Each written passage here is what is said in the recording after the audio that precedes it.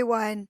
Today I want to share one of my lesson plans, and it's something that I do several times throughout the year, usually about 2 to 3 times per unit. So, for this unit, we're working with math and social studies. I do have fifth and sixth grade students in a room.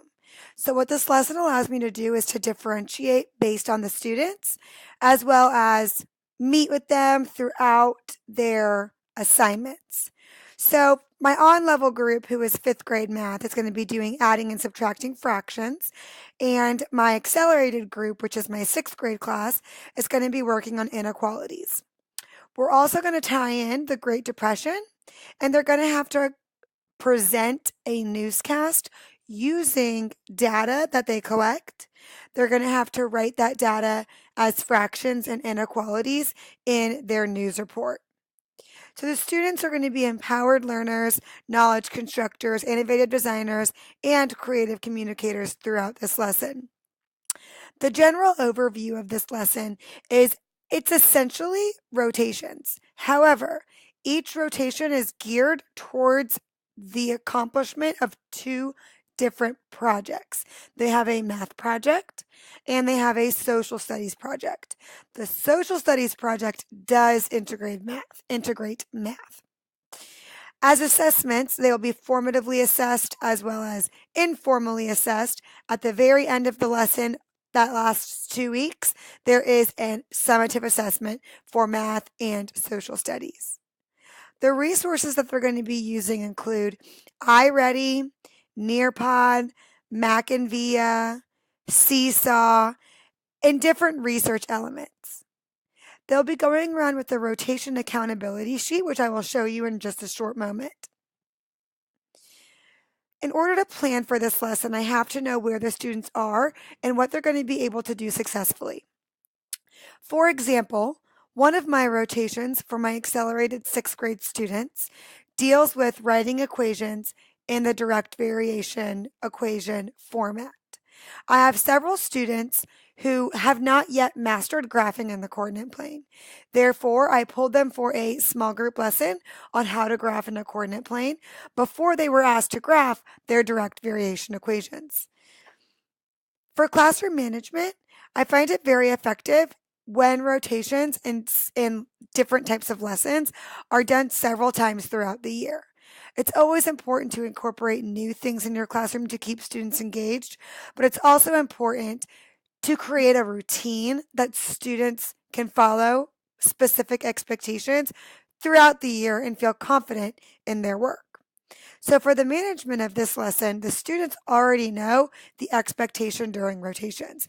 However, since there are 2 projects incorporated in this rotation, which is not usually the case, they are going to be working through at their own pace. Usually they transfer around to each rotation with a group that was created at the beginning of the month. However, for this one, they're going to be able to work at their own pace in order to reach the project level at different times. My goal for this lesson is to hit the 7 principles of personalized learning. That is a Fulton County initiative, and as a member of the Vanguard team, it's my job to model what that looks like in classrooms. Again, the lesson will be differentiated because I do have 5th and 6th grade students, as well as meeting students where they are, pulling them and teaching them those prerequisite skills if they are missing something in order to be successful in this lesson.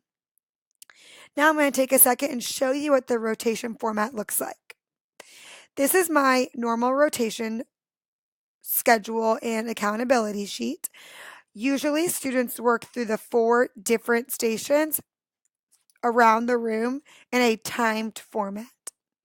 However, for this one, these first 3 must-dos are done independently, and they are going to be allowed to do them in any order. These I Can cards include practice for their upcoming formative and summative assessments. This iReady program puts students on a personalized learning path based on a diagnostic test. So they need to complete 1 lesson along their learning path. This Nearpod is differentiated into 2 groups. They are also filling out an accountability form where they rate their learning. They are able to tell me if they believe they are an expert or if they would like more help. When a student rates themselves and asks for more help, that is considered to be co-planning of learning. That is one of the 7 principles of personalized learning that I am working towards incorporating more and more in the unit. Lastly, their newscast. They have a rubric that will go along with this information where they will be creating a script and recording the script using a green screen and recording technology based on creating fractions and inequalities about the Great Depression.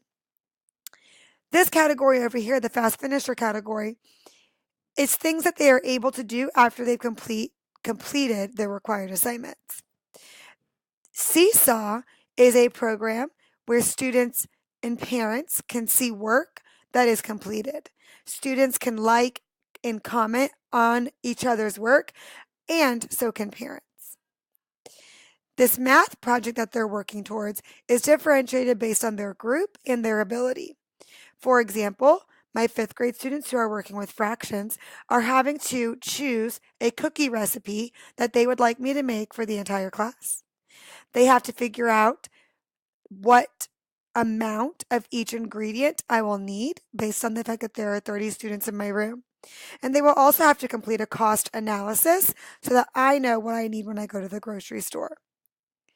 The reflection down here at the bottom just allows them to rate their work throughout the 2 weeks. There's also reflection questions that will be linked on my Google Classroom that will help them to co-plan their learning for the upcoming unit and where they want to take the learning that they have mastered here. I have found these rotation lessons to be very successful in my classroom. They are currently in the middle of this lesson right now, and they are working towards achievement in their learning goals.